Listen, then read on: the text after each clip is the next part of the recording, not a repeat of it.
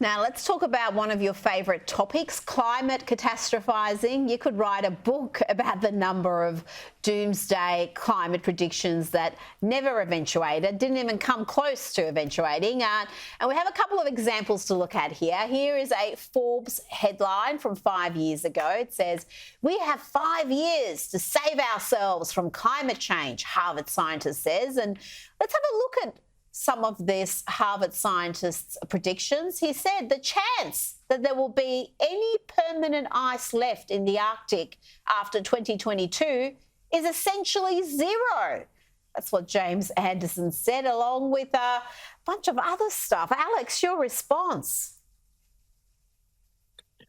Well, I think what we should learn from this is just the kind of corruption in picking one scientist and then acting like they're speaking for everybody. And I talk about this in Fossil Future. I call this the phenomenon of the designated expert, where different institutions say, oh, listen to this person. And it's almost always somebody with an incredibly extreme view who's not looking at the big picture, in this case, is not looking at any benefits of fossil fuels. And what they're doing is what I call catastrophizing. And I think, every morning on Twitter, I post something with the hashtag catastrophizing at Alex Epstein, because there are so many of these false predictions.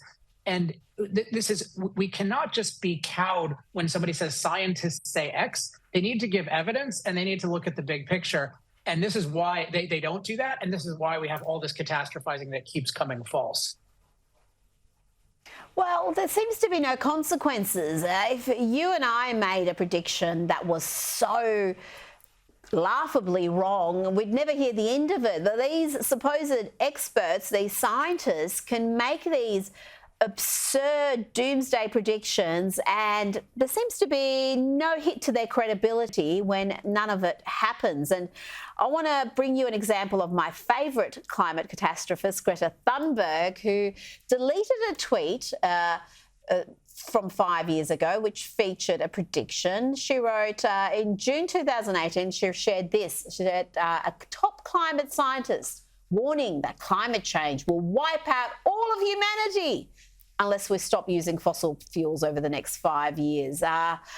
Goodness me, Alex. Played a clip earlier about Kamala Harris talking about climate anxiety and climate mental health.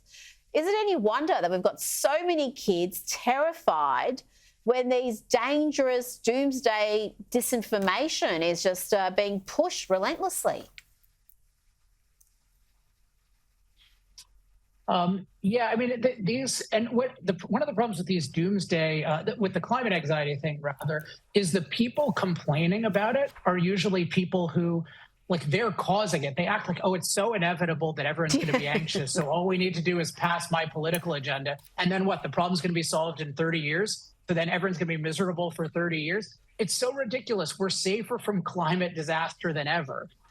Greta Thunberg is one of the most well-off human beings who's ever lived on the planet. What people need to understand is, no, we're actually in a renaissance in terms of the Earth and in terms of our safety from climate. And fossil fuels are an essential part of that because they power all the machines that make this such an abundant and safe world. So climate anxiety is totally unnecessary, but so many of the people complaining about it are the cause of it.